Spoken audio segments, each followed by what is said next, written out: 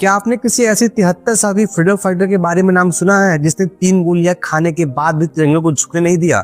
जब हम भारतीय फ्रीडम फाइटर्स की बात करते हैं तो अक्सर कुछ गिने चुने नाम ही हमारे सामने आते हैं, लेकिन सच्चाई यह है कि आजादी की कहानी उन हजारों लोगों से बनी है जिनका जिक्र इतिहास के मुख्य किताबों में नहीं मिलता। ऐसी कहानी है मातंगिनी हाजरा की, जिनका जन्म 1870 में बंगाल के एक छोटे से गांव में हुआ।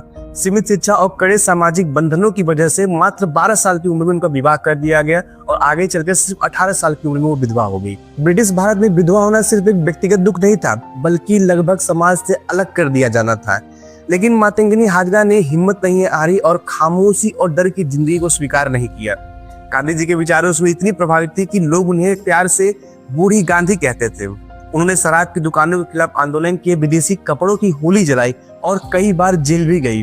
1942 में जब पूरा देश भारत छोड़ो आंदोलन की आग में जल रहा था, तब 73 साल की उम्र में बंगाल के तमिलनाडु इलाके में उन्होंने हजारों लोगों के साथ अंग्रेजों के खिलाफ एक जुलूस निकाला। ब्रिटिश पुलिस ने पहले रास्ता रोका, फिर चेतावनी दी और फिर उन्होंने भीड़ पे गोलियां चला दी। 2 गोली इनके हाथ में लगी और 1 गोली सीधे उनके सर में जाके लगी। 3 गोलियां खाने के बाद भी मातंगिनी हाजरा गिरते गिरते भी तिरंगे को जमीन नहीं छूने दिया और एक आखिरी बार वंदे मातरम बोलकर वो शहीद हो गई। हमें भूलना नहीं चाहिए कि आज जिस हवा में हम खुलकर सांस लेते हैं, उस हवा में कभी डर, खून और वंदे मातरम की आखिरी आवाजें गूंजी हैं। आजादी कोई उपहार नहीं है, यह बलिदान की विरासत है।